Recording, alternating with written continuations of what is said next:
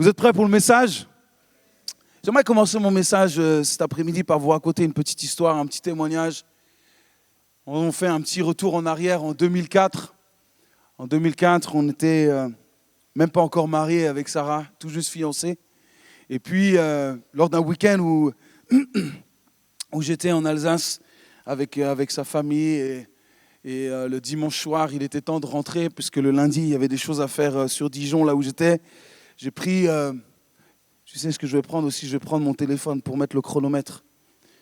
Et tout le monde va me dire merci maintenant. Parce que si je ne mets pas le chronomètre, on va être là jusqu'à demain matin.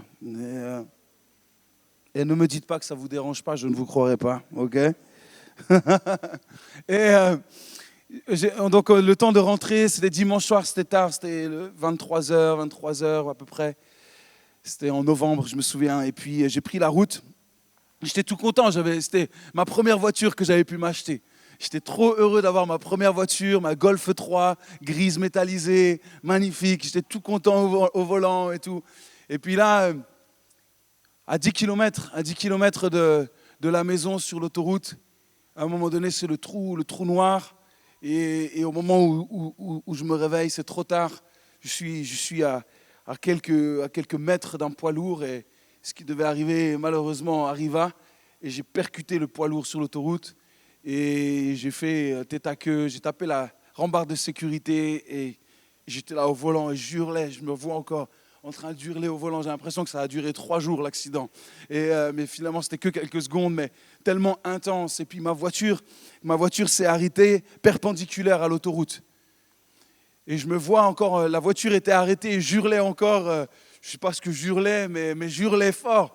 Et puis jusqu'à ce que je comprenne que la voiture était vraiment arrêtée. Et là, je me suis dit, qu'est-ce qu'il faut que je fasse? Il y a l'autoroute. Oh, Dieu merci, il n'y avait pas de voiture à ce moment-là, ni de poids lourd qui arrivait. Et l'adrénaline, vous savez, dans ces moments-là, c'est incroyable ce qui peut se passer. Je suis sorti de la voiture et j'ai poussé ma voiture jusqu'à la rambarde, jusqu'à la glissière, la truc de sécurité, là, la voie de sécurité. Et puis, Dieu merci, j'ai été intact, je n'ai eu aucun dommage, je n'ai pas été blessé, si ce n'est quelques courbatures le lendemain. Mais j'ai compris une chose ce jour-là, c'est que quand la fatigue vient, vous ne pouvez pas résister à la fatigue. Et ce jour-là, il y a eu une collision brutale entre une voiture et un poids lourd, ce que je ne vous conseillerais jamais de vivre, mais ça a été extrêmement brutal.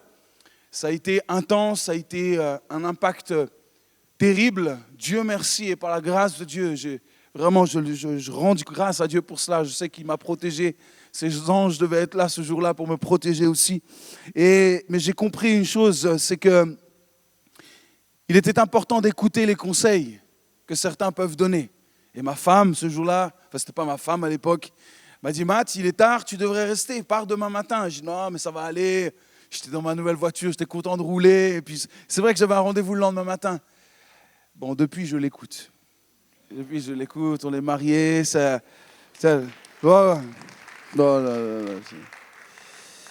tout cas, j'essaye. Mais j'ai compris aussi une chose, c'est que ma vie ne tenait pas à grand-chose. Parfois, il y a des collisions dans notre vie, des collisions brutales qui nous font réaliser et comprendre des choses que nous ne pouvons pas comprendre autrement. Et c'était une collision qui me rappelle aussi que parfois, en tant qu'être humain, on est tous un petit peu obligés de vivre une certaine brutalité pour comprendre certaines choses, en tant qu'être humain. Il y a des choses, on a l'impression que tant qu'on n'a pas été touché ou frappé, on ne comprend pas. Alors, attendez. Je vais juste rectifier quelque chose. Je ne bats pas ma femme, elle ne me bat pas. C'est pas comme ça qu'on essaye de se comprendre, ok? Ni nos enfants. Mais l'homme en général, vous voyez, comment on prend un enfant? On peut lui dire non, ne touche pas, c'est chaud. Ne touche pas, c'est chaud. Il va falloir qu'il mette la main pour comprendre que c'est vraiment chaud. Donc il y a un besoin d'une brutalité pour comprendre, une collision pour comprendre qu'effectivement, il ne faut pas le faire.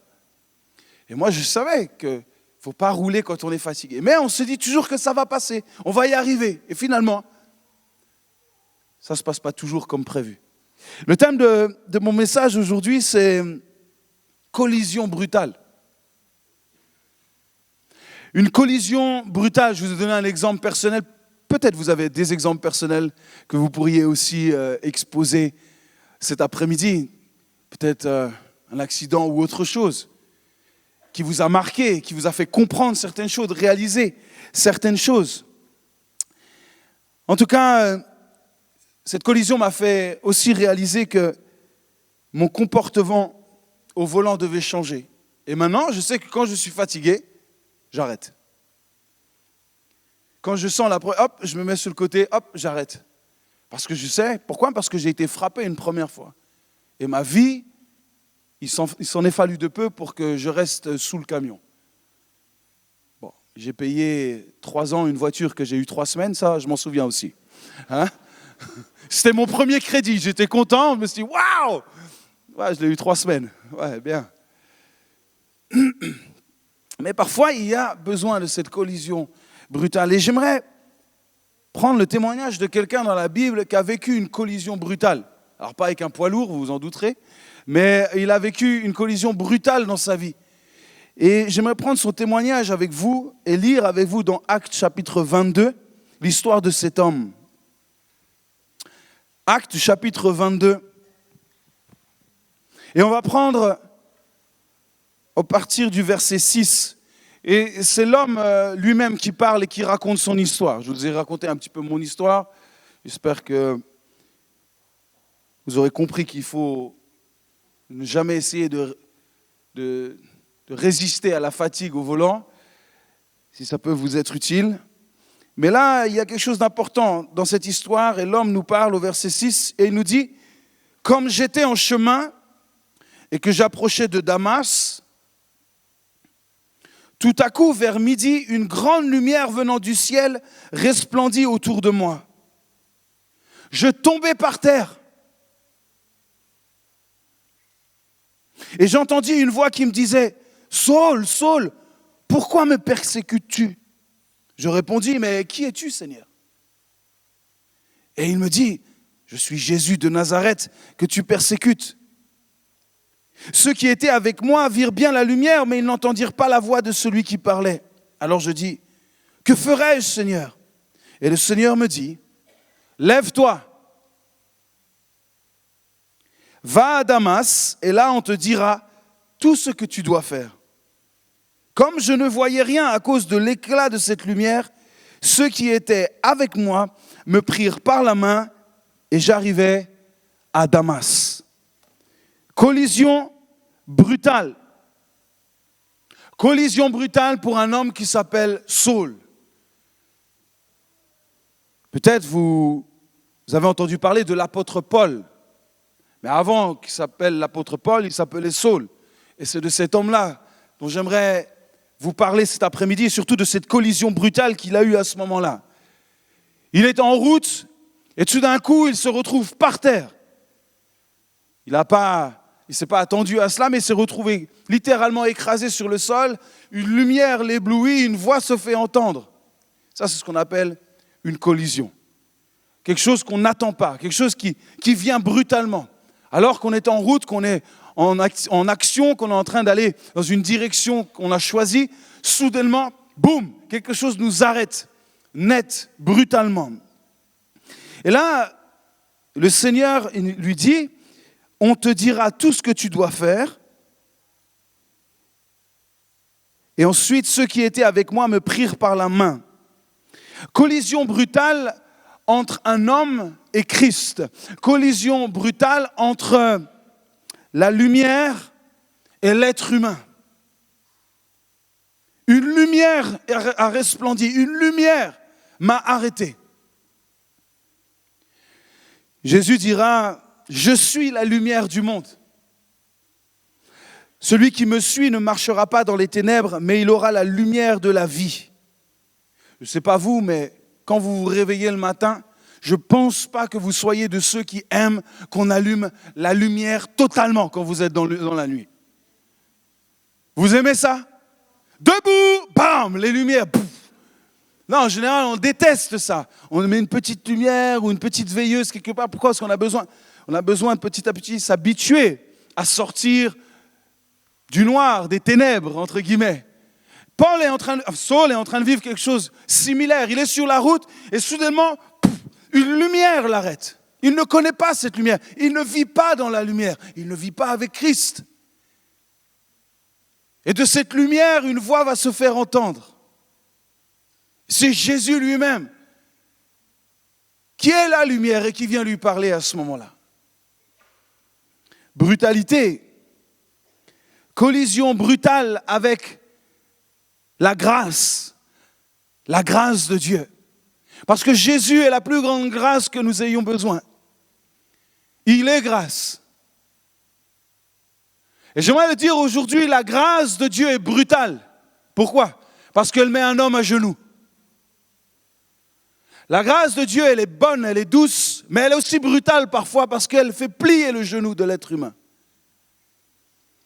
Et c'est ce qu'on voit avec un homme, Saul. Saul n'était pas un homme banal, c'était un homme d'autorité, c'était un homme influent, c'était un homme à qui on obéissait. C'était un homme fier, c'était un érudit, c'était qu'un cultivé.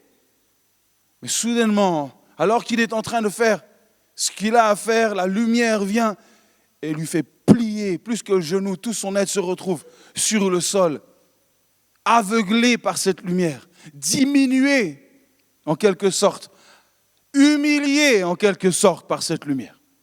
Et c'est ce que la grâce de Dieu fait. Elle est brutale, elle met un homme à genoux. Dans Luc chapitre 1, verset 30, vous savez, il y a l'ange qui vient aussi, qui vient voir Marie pour lui parler d'un super projet.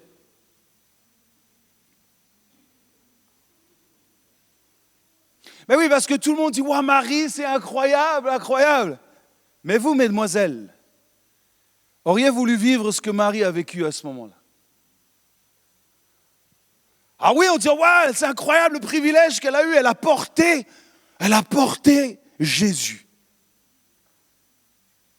Mais remettez-vous juste dans le contexte. Marie, elle est en train de faire sa petite vie, elle prépare ses fiances à son mariage, elle se prépare avec Joseph, son bien-aimé, elle est là, elle est en train d'étendre le linge dehors, et là, tout d'un coup, il y a un ange qui vient et qui dit, hey, j'ai un petit projet pour toi. Elle dit, ah oui, un petit projet pour moi? Ouais, écoute, j'ai un beau projet. Tu vas être enceinte. Waouh, merci. Écoute, c'est génial. De toute façon, on prévoit de se marier avec Joseph. C'était prévu. Merci de venir confirmer ce projet. Non, écoute-moi bien, Marie. C'est pas tout à fait comme ça que ça va se passer. En fait, tu vas tomber enceinte maintenant. Maintenant? C'est brutal, là, quand même, ce que tu es en train de... Maintenant, tu vas tomber enceinte. Marie est gentiment en train de préparer sa vie, préparer ses futurs jours.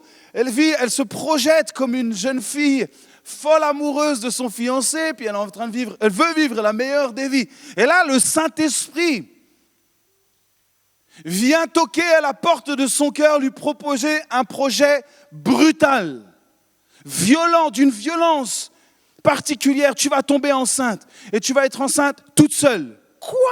Toute seule? Mais Joseph, il va dire quoi? Qu'est-ce qu'il va penser, Joseph, de cette histoire? Est-ce qu'il va me croire quand je vais lui dire que je suis enceinte toute seule? Tu vois le projet? Au bout de 3-4 mois, mon ventre, là, comme ça, comme Fiona. Imagine, Fiona, tu viens voir Kevin, tu dis, ça s'est fait tout seul. Tu crois que Kevin, il va croire à cette histoire? Et quoi?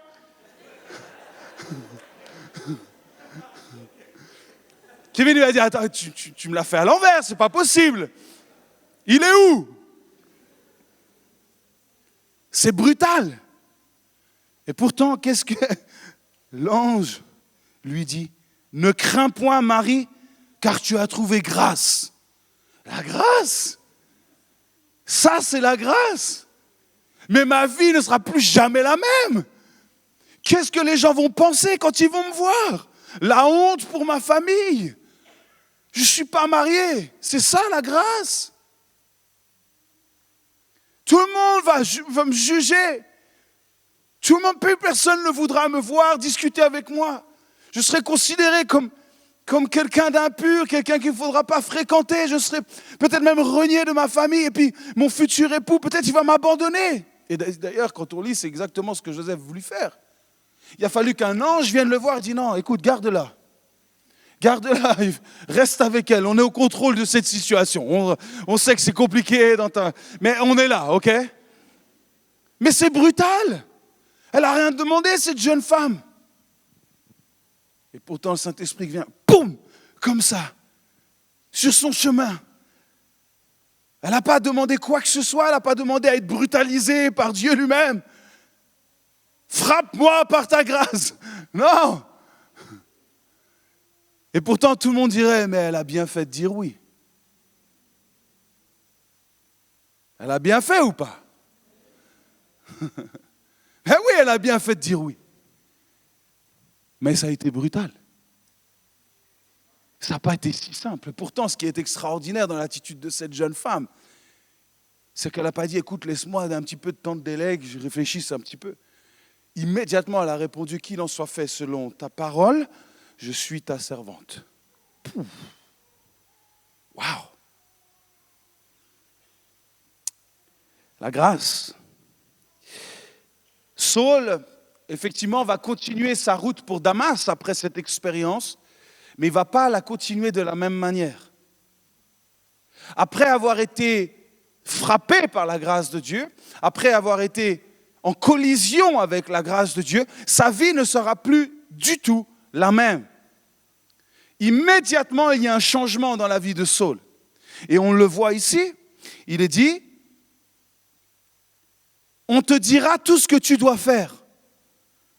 Ça, c'est un changement brutal dans la vie de Paul. Comment quelqu'un va me dire, moi, ce que je dois faire dans ma vie? Mais tu ne sais pas qui je suis, c'est moi qui donne les ordres. Non, maintenant, quelqu'un va te dire ce que tu dois faire. Ça, c'est brutal. Quelqu'un va prendre le contrôle maintenant. Ça, c'est brutal. Et puis ensuite, il est dit, ceux qui étaient avec moi me prirent par la main. Pour Paul se faire prendre par la main. Allez, viens, Paul. Viens. Allez, viens, Paul. On va à Damas. Allez, viens. Oui, je sais. Tu ne vois pas grand-chose. Tu ne vois plus rien. Hein? Tu as besoin de moi, Paul. Fais comme si tu étais Paul un peu. Voilà. Mais imaginez Paul. Enfin, Saul. Personne ne l'a jamais vu comme ça. Saul, c'est lui à qui on tient la main, à Saul. Mais ça, c'est quelque chose de... Non, c'est pas possible. Merci, JB. C'est brutal. D'un homme puissant, autoritaire, respecté. Il va être celui à qui on dira, tu ne feras plus jamais les choses comme tu les as faites parce que quelqu'un va prendre le contrôle. Et deuxièmement, tu vas avoir aussi besoin des autres à partir d'aujourd'hui. Tu ne pourras plus faire les choses tout seul. C'est brutal dans la vie d'un homme. Mon premier point, c'est exactement celui-ci. Quand il y a une collision brutale avec la grâce de Dieu, tu perds le contrôle. Il n'y a plus de contrôle. L'homme perd le contrôle. Alors, perdre le contrôle, effectivement, je m'expliquais un petit peu là-dessus. Perdre le contrôle, c'est jamais souhaité ou souhaitable pour personne de perdre totalement le contrôle de sa vie, on est d'accord. On s'entend sur cette signification-là. Par contre, ce qu'on voit, c'est que l'humanité nous montre que l'homme aime contrôler sa vie particulièrement. Il aime dicter sa vie, voire même la vie des autres, voire même pour certains, la vie d'un pays. Pour encore d'autres, la vie d'un continent même. Et s'ils le peuvent, même voir gérer le monde et contrôler le monde. C'est en l'homme. Et tant qu'il peut, il essaiera de contrôler tout ce qu'il peut. C'est cette nature, ce qu'on appelle cette nature pécheresse, qui cherche à contrôler, à diriger, et surtout pas à s'humilier et à se laisser conduire. C'est pour ça que ça a été brutal pour Saul. Mais écoutez, comment Jésus, j'ai relu ça ces jours et j'ai trouvé ça fascinant. Comment Jésus a appelé ses premiers éventuels disciples. C'était ses premiers éventuels. Ah, ils l'ont suivi, mais Jésus, regardez comment il vient. Il ne vient pas, écoute, est-ce qu'on pourrait parler 2 minutes, s'il te plaît? Jésus vient, il voit Pierre et André, 2 frangins, qui sont là en train de travailler avec leurs filets, c'est des pêcheurs. Il s'approche, il les voit, il nous a dit qu'il les voit déjà. Il s'approche, il s'arrête comme ça. Suivez-moi. On pourrait dire, mais quand même, t'es qui? Il vient comme ça. Il ne nous a pas dit qu'ils étaient autour de la table en train de manger, puis d'un coup, il dit, écoute, j'ai un projet, ça te dirait peut-être de nous rejoindre dans l'équipe? Non, il est arrivé comme ça, il a dit, suivez-moi. C'est brutal. Pour nous, avec notre chair humaine, notre nature humaine, c'est très brutal que quelqu'un fasse ça. Suivez-moi. Pas un bonjour, pas un merci, pas un au revoir. Pas de s'il te plaît. Quoi? Ben, au moins déjà tu te présentes. OK? Et puis on dit bonjour. Non, Jésus vient, il le regarde, suivez-moi. Waouh. Jésus n'était pas connu sur la place à ce moment-là. Il commence son ministère. Il débute. Mais il parle avec autorité. Parce que la grâce de Dieu a une autorité. La grâce de Dieu, ce n'est pas juste quelque chose qui vient nous caresser dans le sens du poil. La grâce de Dieu, c'est ce qui vient briser l'être humain. Casser les genoux de l'être humain pour le mettre à genoux. Et j'aime le fait que Jésus, les premiers mots, il casse. Suis-moi. Il sait qu'il va casser quelque chose. Mais si ça passe, c'est bon. Et Jésus n'a jamais été dans le compromis ou dans essayer d'amadouer un petit peu ses disciples. Écoute, viens, on va vivre un truc de fou, ça va être... Non, suis-moi. Suivez-moi. Si ça, c'est pas perdre le contrôle. Si ça, c'est pas perdre le contrôle quand on voit que Jésus exige, c'est un ordre. Suivez-moi. On parle rarement de la manière dont Jésus parle. On préfère pas trop d'ailleurs. Parce que comme ça, si on n'en parle pas, tant mieux. Mais moi, j'aimerais en parler aujourd'hui. Parce que la manière dont il parle est importante. Jésus dit les choses dans un certain ordre, il utilise des mots précis.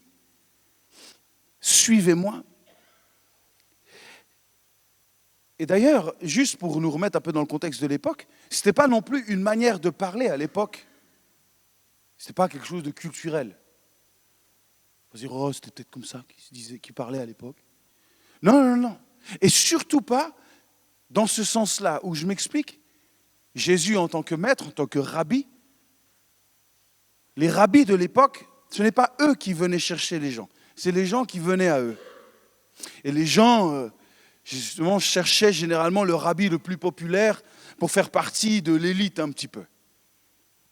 Mais là, c'est Jésus lui-même qui vient chercher ses éventuels disciples, parce qu'ils ont encore le choix de dire non. Ils auraient pu dire non, écoute, non. Mais là, on voit que promptement, ils lâchent tout et ils suivent Jésus. Le fait que Jésus appelle ces 2 frangins, les 2 pêcheurs, alors les pêcheurs, ils étaient pêcheurs, mais pêcheurs aussi. Ouais, enfin, vous avez compris, pêcheurs au carré, quoi. Donc, il appelle, c'est ce qui implique quoi? Ce qui implique, en fait, l'abandon de quelque chose. C'est brutal. Il faut abandonner ce qu'on est en train de faire. Remarquez aussi que Jésus appelle des gens qui sont en activité. Jésus ne viendra pas chercher celui qui dort sur un hamac, ok? Il va chercher ceux qui sont en train de vivre, ceux qui sont en train de se projeter dans une destinée particulière. Comme Marie, on disait, elle est en train de se préparer au final. Et c'est comme si Dieu, il avait un malin plaisir à venir chercher ceux qui sont déjà en fait en train de se projeter ailleurs. Vous voyez ce que je suis en train de dire?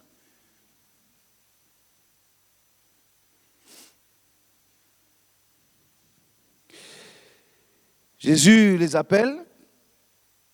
Et ça implique l'abandon d'un des métiers les plus lucratifs de l'époque. Être pêcheur à l'époque, c'est ce qui rapportait énormément d'argent. Pourquoi ? Parce que la pêche à l'époque permettait à la Palestine de se nourrir en protéines. Le poisson était ce dont ils avaient besoin en termes de protéines. Donc tout le monde voulait du poisson. Donc ces pêcheurs étaient là, ils pêchaient, et puis ils faisaient sécher, ils mettaient du sel, et puis ils conservaient le poisson, etc. Donc c'était quelque chose de très lucratif à l'époque. Les pêcheurs apparemment gagnaient mieux même que les agriculteurs de l'époque. Donc pour Pierre et son frère, laisser les filets, ce n'est pas juste laisser les filets. Parce qu'il nous est dit que Pierre est à la tête, en fait, d'une petite entreprise familiale aussi. Donc en fait, il s'occupe d'un business pour nourrir la famille. Donc laisser les filets, c'est aussi être mal vu, et c'est mal vu, d'abandonner le reste de la famille pour faire tes propres projets. On pourrait dire, mais Jésus, il n'est pas cool quand même. Il vient, il sait très bien quand même que la situation est comme ça dans la vie. Pourquoi il vient ? Pourquoi il ne prend pas quelqu'un dans une autre situation ? Demandez-lui. Pourquoi ? Pourquoi ? Parce que la grâce de Dieu brise les genoux. Elle te fait perdre le contrôle. C'est ça la vraie grâce de Dieu. Et ce que Pierre et André vont vivre là, ils vont vivre une collision brutale avec Christ, avec la grâce incarnée, la grâce parfaite, la grâce faite chair. Ils l'ont devant eux. Et elle leur parle, suis-moi, suivez-moi.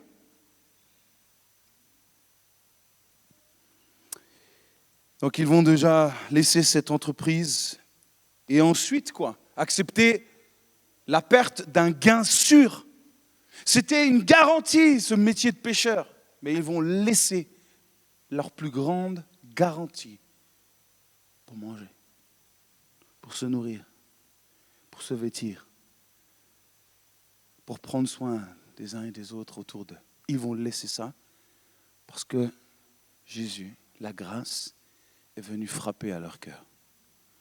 La grâce est venue chercher. Et j'aimerais te dire quelque chose cet après-midi. Ce n'est pas toi qui vas chercher Christ. C'est la grâce de Dieu qui viendra te chercher. Pourquoi ? Parce que ce n'est pas toi qui l'as aimé le premier, c'est lui qui t'a aimé le premier. C'est lui qui est venu.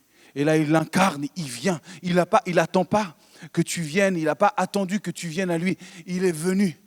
Il a quitté son ciel et il est venu jusque sur la terre pour manifester cette grâce, révéler cette grâce.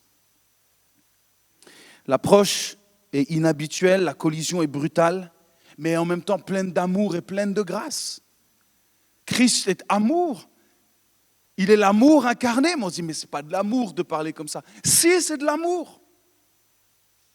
C'est l'amour, comment Dieu aimerait nous l'exprimer, parce que pour nous, aujourd'hui, de recevoir un ordre, ce n'est pas de l'amour, mais pour lui, te dire, suis-moi, c'est la plus grande grâce qu'il peut te faire.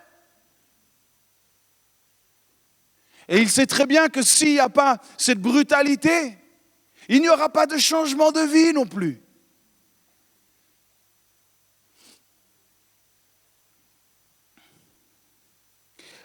L'amour, écoutez bien, j'ai noté ça parce que ça me paraissait important de le souligner. L'amour ne vient pas toujours conforter ce que tu es en train de faire, mais parfois l'amour vient aussi mettre en opposition ce que tu fais ou ce que tu vis. L'amour de Dieu parfois te permet de voir ce qui est opposé, ce qui t'oppose, ce qui t'empêche réellement de suivre Jésus. Et je pense qu'au moment où il leur dit « Suivez-moi », dans leur tête, ils savent très bien, si je lâche les filets, si je suis le maître maintenant, je perds ma garantie de tout et je laisse ma famille et mes proches.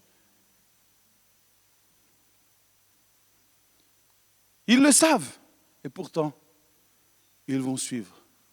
Je vous pose la même question que pour Marie. Ont-ils bien fait de suivre Jésus ? Vous voyez, on est tous les mêmes. On pense toujours que pour les autres, c'est bien. Oh là là, tu as fait le bon choix. Mais moi, je ne le ferai pas. On est tous comme ça. On admire les bons choix des autres. Mais quand vient notre tour, On est là, on dit, ouais, bon, écoute, attends, il faut quand même que faut que je calcule pas mal de choses. Ouais, attends. Mais eux aussi, hein, ils étaient dans la même situation que nous, les amis. J'aimerais juste qu'on réalise ça. Ce n'était pas juste des gens, je ne sais pas moi, d'une autre planète que Dieu avait prévu pour vivre. Non, ils étaient comme nous. Ils allaient au boulot le matin. Ils avaient un salaire au bout du mois. Ils devaient nourrir leur famille. Ils avaient la même vie que nous.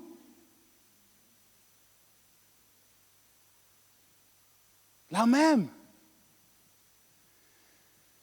Et Jésus vient et dit, suivez-moi. Brutal.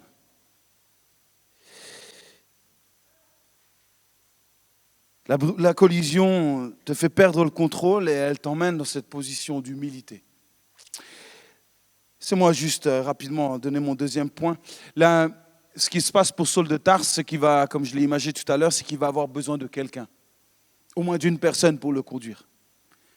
Notez une chose, c'est pas que Jésus l'a arrêté. Il lui dit, tu vas aller à Damas, donc tu vas continuer ta route. J'aime bien ce détail. Tu vas continuer, tu vas aller à Damas, mais tu ne seras plus jamais le même. Tu vas continuer, donc continue ce que tu vas faire.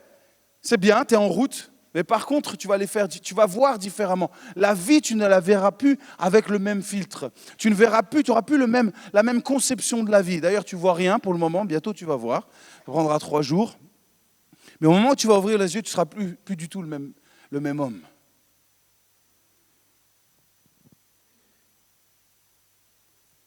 Encore une fois, regardez comment Jésus parle à Pierre et André. Il a dit, suivez-moi. Et après, il a dit quoi? Je vous ferai, je vous ferai pécheur d'hommes. J'aime bien quand Jésus utilise aussi des choses comme celle-ci. Quand il parle de pécheur, il dit, je vous ferai pécheur d'hommes. Il y aura une suite à ce que vous avez commencé, en fait. Je ne vais pas tout gâcher qui vous êtes. Et quand il leur parle de cette manière, ils s'imaginent pêcheurs d'hommes, peut-être qu'ils ne comprennent pas tout, mais la pêche, ça leur parle. Et Dieu aussi, il est fort là-dessus. Il vient nous parler avec des choses dont on est sensible. Quand Dieu nous met un projet à cœur, ça vient nous rejoindre, nous, dans ce qu'on aime faire, dans les choses qui nous projettent, les choses qui nous permettent d'aller de l'avant. Je vous ferai pêcheur d'hommes. Je vous ferai. Oh, ça, on n'aime pas non plus. Toi, tu vas me faire quelque chose. Toi, tu vas m'apprendre quelque chose. Toi. Moi, je me débrouille tout seul. Moi, je suis autodidacte, j'apprends tout seul. Moi, je suis un chrétien. Je n'ai pas besoin des autres, moi. Moi, je suis avec mon Dieu et c'est tout.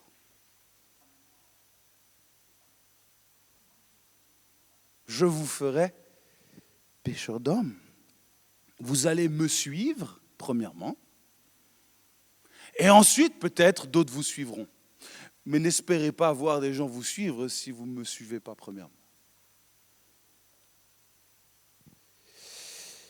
Vous allez avoir besoin de moi pour commencer. Vous ne serez plus seul. Je vais vous construire, je vais vous façonner, je vais vous enseigner. Pourquoi? Pour que vous soyez réellement ce à quoi vous êtes destinés. Vous allez avoir besoin de moi, vous ne serez pas. Vous allez avoir besoin que quelqu'un vous tienne la main. Et ça, pour l'homme, l'être humain, et encore plus l'homme avec un petit H, c'est dur ça.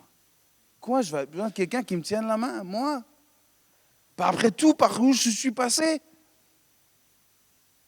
Je suis un dur, moi, j'ai besoin de personne. Je me suis fait tout seul. Pourquoi j'aurais besoin maintenant de quelqu'un pour me tenir la main? Parce que tu es aveugle. Parce que tu ne peux pas voir encore ce que Dieu a prévu.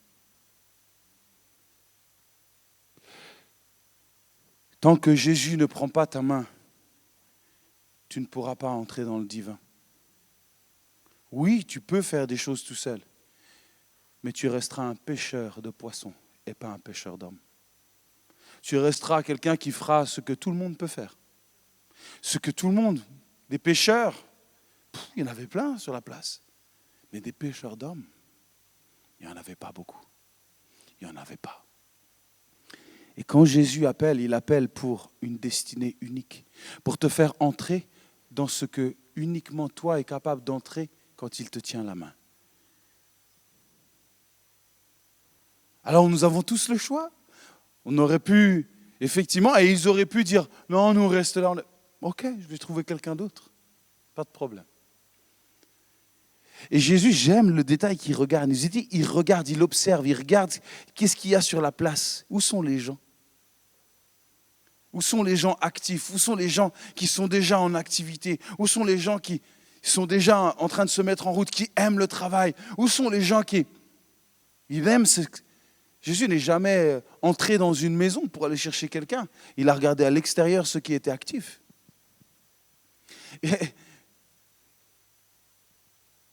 Et pour les emmener concrètement dans le projet parfait de Dieu. Nous avons tous besoin de Christ, mais aussi des autres que Jésus a choisis pour placer à côté de nous. La réalité quand Pierre et André sont appelés, peut-être ils se disent, hey, c'est pas incroyable, on va être tous les deux avec le maître. Ça va être de la folie, juste tous les deux.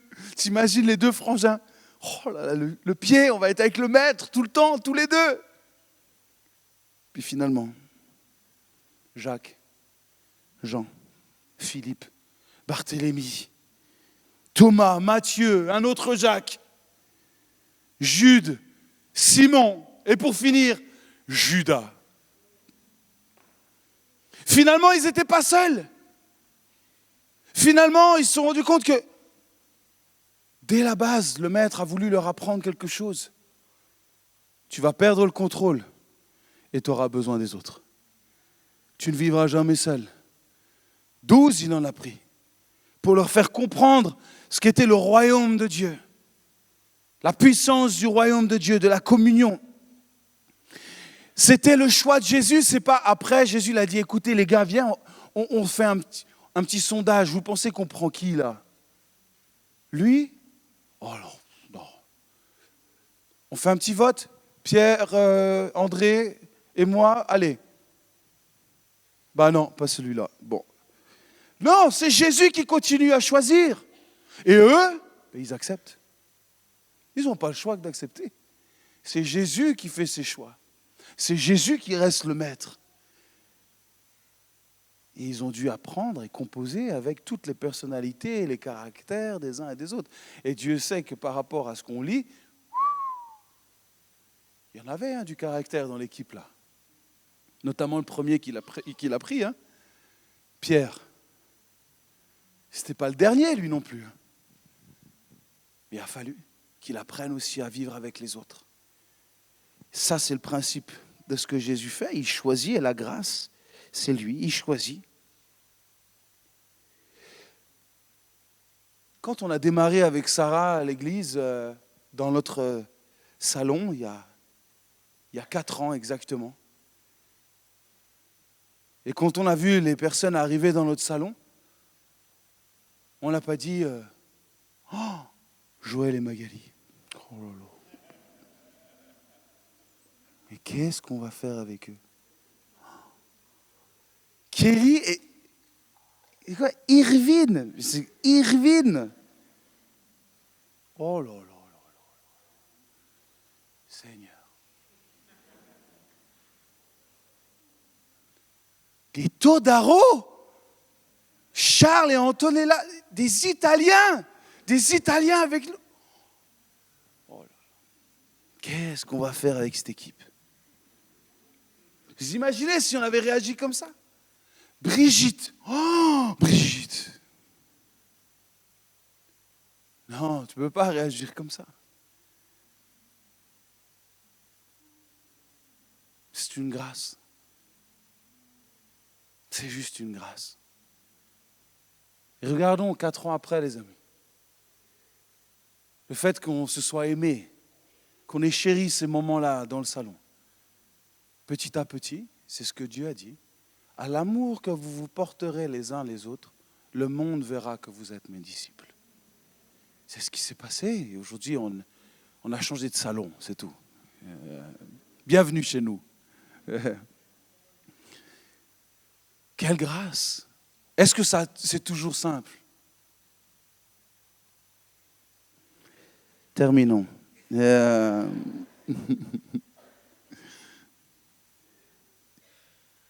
C'est Christ qui construit.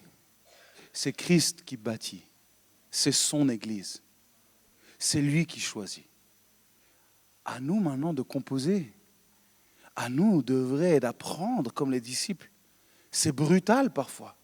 Ben oui, parce que parfois le choc des cultures, le choc des générations, le choc de l'éducation, tout ça, parfois peut être brutal. Mais en même temps, c'est tellement beau. Et nous devons apprendre et continuer à apprendre à vivre les uns avec les autres, les uns pour les autres, à s'aimer, à s'élever, à s'honorer, comme on a pu le faire tout à l'heure avec Thomas. Mais tout ça est un apprentissage. Mais Christ, c'est là notre plus grande conviction. Et ce qui nous rassure le plus, c'est que c'est Christ. Et si nous sommes là aussi ensemble aujourd'hui, c'est parce que Christ l'a voulu ainsi. C'est Christ qui l'a voulu ainsi. Et aujourd'hui, je peux vraiment vous garantir, quand on regarde ce que le Seigneur a fait avec Sarah, quand on regarde, on se dit, waouh, ça pouvait être que lui. Parce que dans ces 4 années où le Seigneur a construit là, aucune des personnes qui sont ici ou avec qui on collabore, ou on travaille régulièrement à l'église SOS, nous ne connaissions absolument personne. Pas une personne on connaissait. Parce qu'on venait d'arriver sur Lyon. Pas une. Ça me rassure, parce que c'est Dieu qui construit. C'est lui qui construit, c'est lui qui bâtit. Quelle grâce! Quelle grâce! Mais c'est brutal parfois. Quelle grâce!